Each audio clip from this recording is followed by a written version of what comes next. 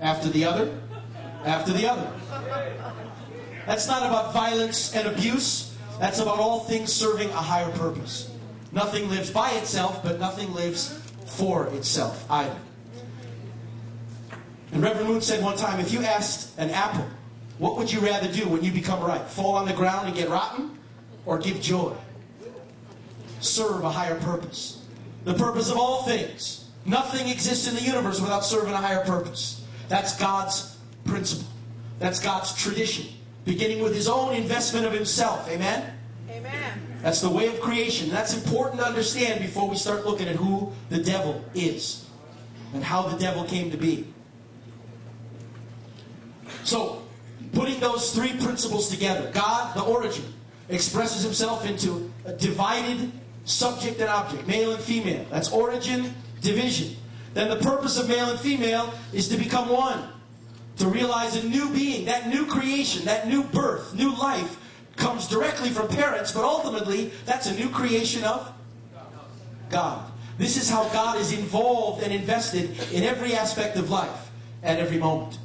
And this foundation, these four positions, God the Creator, the divided male and female that He establishes in every form of life on earth, and their union which brings about a new being. These four positions are a foundation for any living being to fulfill its purpose. No being on earth accomplishes its purpose in life without realizing this foundation of power and goodness and harmony centered on God. Now in human life, that's God, man, woman, and children. What do we call that? We're back to family. That's where the family comes from. Jesus, as always, said it a lot better than I could say it, however long I would talk. In the 19th chapter of Matthew, Jesus said, have you not read that He who made them from the beginning made them male and female, and said, for this reason, the two shall become one flesh. Not just one flesh. That means our spiritual, emotional, physical, and sexual union are holy, and permanent in God's intention. Immediately the people said, well, wait a minute, Moses said we could divorce. What's up with that? And Jesus said, for your hardness of heart, Moses allowed you to divorce. But from the beginning it was what? Not so. God's original intention is that love, like God's love, be eternal and unchanging and absolute and unique. But because of our spiritual immaturity, because we're distant from God, because we form relationships on the wrong basis. Anybody ever been there? So some relationships don't have the undergirding of permanence because they're not built on the right foundation. But God's intention is that love be established forever. And if God is in the midst of it, it will be forever. Don't give me any of this. I used to love you, but not anymore. It's not true love, brothers and sisters. It's self-love. Now let's talk about love for a minute. John writes eloquently that God is love, and to know God we must what? Know love. To know love is to know God. So then how do we come to know love? Today it might be through the church. It might be through ministry. It might be through the challenges that God sends our way. But originally, when God created man, what was the school that was to educate us how to love? Hello? Family. It's the family. That's what the family's all about. Let's look at the realms of heart through which the human heart grows. When a baby's born, Reverend McGee, Reverend Anderson, when a baby's born, does a baby love? Is a baby loving? Now some might argue, oh, come on, a baby's so cute. Oh, coochie, coochie, coo, you look so beautiful. But that child is not thinking of anyone but who? Himself. You never saw a kid come home brand new from the hospital. Mom, are you okay? Oh man, it must have been a tough 9 months. Listen, how can I make it up to you? Sit down, what can I get you? And you say, of course not, the baby can't speak. But if a child could enunciate what its mind is filled with, what would a child be saying? Me, exactly. I'm hungry, I'm thirsty. You scare me, you're pretty ugly. I'm wet, turn me over. Oh, it's all about me.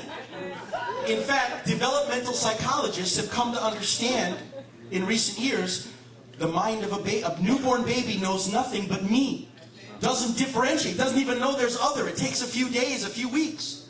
In fact, the child's focal length is frozen for the first 21 days.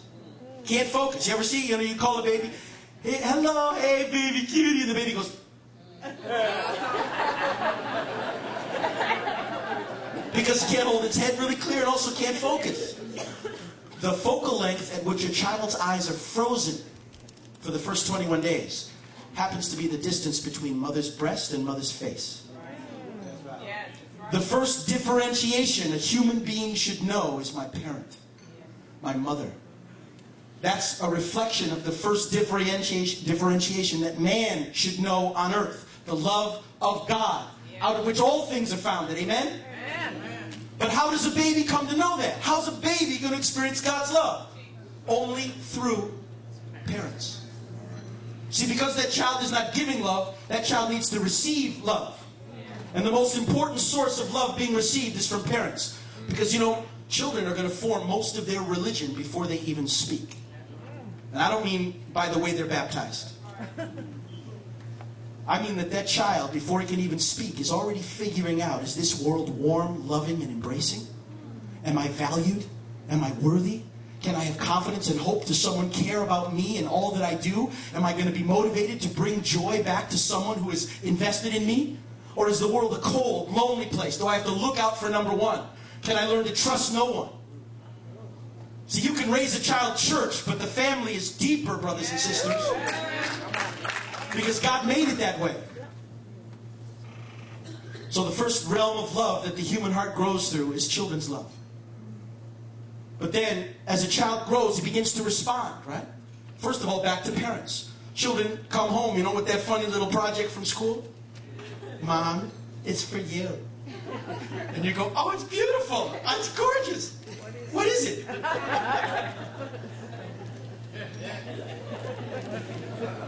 But where does it go? In America, usually on the refrigerator. Sometimes on the wall, some special place, right? Because it represents your child responding to you. Which in this world, in these times, is not always very much. And we'll think about God as our Father, how little response He has received all through human history. You can know the heart of the parent. But children then develop by responding to their parents, and they develop gratitude and respect. See, respect is not something you beat into a child. Respect means looking up to someone. You want respect? Set a higher standard. And children will look up. Simple. Simple. Gratitude is not something you encourage by guilt. Look at all your parents have done for you. You should be grateful. Oh, the trouble I go through, blah, blah, blah, blah. Gratitude is the natural response that comes when someone sacrifices themselves for you. So this is the heart that children should develop. Of course, there's all kinds of the social pressures in America now destroy and undermine those values. That's the challenge for every parent. But now a child has learned to respond, first to parents, and then to brothers and sisters. And children learn to share. They learn to compromise. They learn to negotiate. They learn to sacrifice. It's now giving as well as receiving. And they've come to a new level of heart, a new realm of love. But see, you remember that four-position foundation that looks like this? See, boys grow one way and girls grow another way, right? And at a certain age, about 10, 11, it really is like they're from two different planets. You just can't figure out that opposite sex. All we know is they are 100% made of cooties. Right? You know cooties? Or was that just my generation? You know what cooties are? Yeah. The boys and girls. Cootie. That's like the infection of the opposite sex. You don't want to touch them, right? See, that happens until about 12, 13 years of age. Then something else. That original attractive magnetic power begins to develop. And all of a sudden you become conscious of the opposite sex. Aware of how you look. Stumbling and bumbling and fumbling and stammering. And pretty soon your whole world is focused on the opposite sex. Emotionally. Been there? Looks like some are still there. Grow up. Now see, that impulse leads us toward that third development of love. But listen, When we're longing, when we're